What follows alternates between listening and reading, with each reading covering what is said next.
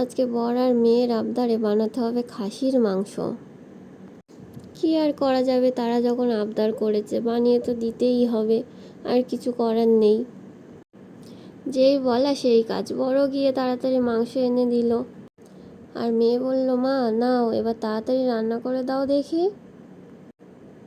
আমিও ঝটপট মাংসগুলো বেছে নিলাম। আর এদিকে পিসগুলো এত বড় বড় করে কেটে দিয়েছে যে সেদ্ধ হতেই সময় লাগবে, ওই জন্য একটু ছোট ছোট করে কেটে নিলাম। কাটতে গিয়ে পড়লাম বিপদে। হায় রে, তোর মুরগির মাংস না যে চাপ দিলেই কেটে যাবে, খাসির মাংস, হাড় তো কাটতেই চায় না। যাই হোক, যুদ্ধ করে কেটে নিলাম। এবার পালা ধুয়ে নেওয়ার।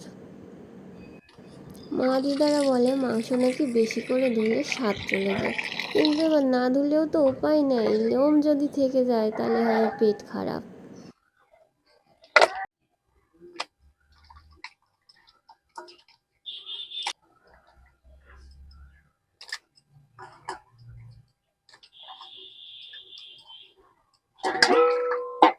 ধোয়ার পর্ব শেষ, এবার করতে হবে ম্যারিনেট করার জন্য প্রথমে টক দই দিই। এবার দেব কিছুটা হলুদ গুঁড়ো। এ বাবা, কিছুটা সর্ষের তেলও তো দিয়েছিলাম, দেখাইতেই ভুলে গেলাম। যাই হোক, এবার সব কিছু একসাথে ভালো করে মেখে মেখে মেখে মিশিয়ে ঢাকা চাপা দিয়ে রেখে দেবো 1 ঘন্টার জন্যে। এবার পালা মশলা করার। প্রথমে আলুগুলো খোসা ছাড়িয়ে পিস পিস করে কেটে নেব। বাড়িতে মাংস রান্না হলে আমার মেয়ের একটাই কথা, মা তোমার রান্না কতক্ষণে হবে। মাংস খেতে মেয়েটা আমার বড্ড ভালোবাসে।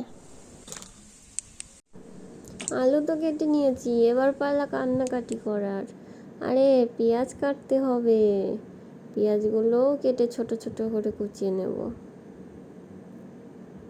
পেঁয়াজ কাটতে বসে মেয়ে আমার এসে বলছে, মা তুমি কান্না করছো কেন? কান্নাকাটির পর্ব শেষ, এবার ছাড়াতে হবে আদা আর রসুন। আদা আর রসুনগুলোও ছাড়িয়ে নেব। রসুন ছাড়াতে অনেক সময় লাগে, তাই বর বাজারে গেলে রসুনগুলো আগে ছাড়িয়ে রেখেছিলাম। সাথে একটা টমেটোও কেটে নিয়েছি।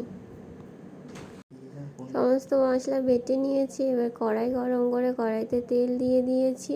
এবার তেলের মধ্যে আলুগুলো ভালো করে ভেজে নামিয়ে নেব। আলুগুলো লাল লাল করে ভেজে নিয়েছি। সব কটা আলু ভাজা হয়ে গেছে, নামিয়ে নিলাম। এবার ওই একই তেলের মধ্যে কুচিয়ে রাখা পেঁয়াজগুলো দিয়ে দেব। পেঁয়াজগুলো ভালো করে লাল লাল করে ভেজে নেব।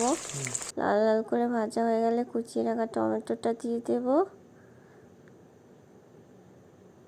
টমেটো কুচি দিয়ে ভালো করে ভেজে দিয়ে দিলাম আদা রসুন বাটা। এরপরে দিয়ে দেবো জিরে আর লঙ্কা বাটা। এবার ভালো করে কষে ততক্ষণ কষতে থাকবো যতক্ষণ না মশলাগুলোর থেকে ভালো করে তেল ছেড়ে দিচ্ছে। মশলা থেকেও তেল ছাড়া শুরু হয়ে গেছে। এবার দিয়ে দিলাম হলুদ গুঁড়ো, তারপরে দিয়ে দিলাম স্বাদ মতন লবণ। লবণ আবার বেশি হলে চলবে না।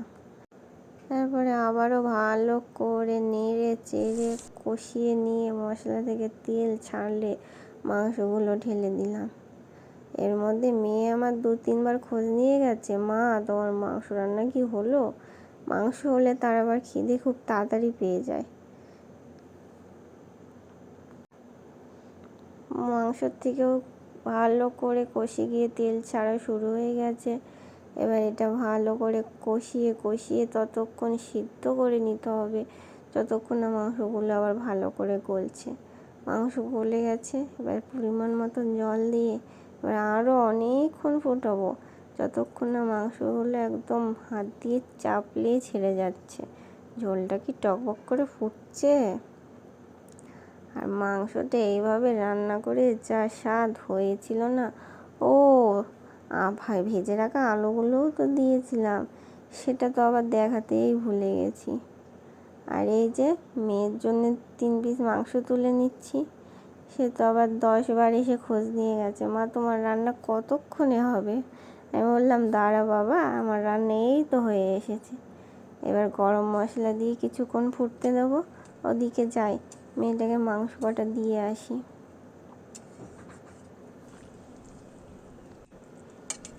এবার গরম মশলার মধ্যে তুই কিছুক্ষণ ফোট, তারপরে নামিয়ে নেব।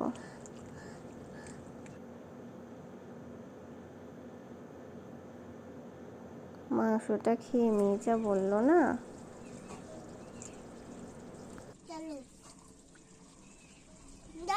এরকম মা দারুণ। ব্যাস রান্না শেষ, এবার নামিয়ে নিলাম। আর বরকে ডেকেও খেতে দিয়ে দেব। আর আমার ভিডিওটা যদি ভালো লেগে থাকে চ্যানেলটিকে সাবস্ক্রাইব করে দেবেন, একটা লাইক করে দেবেন, কমেন্ট করবেন।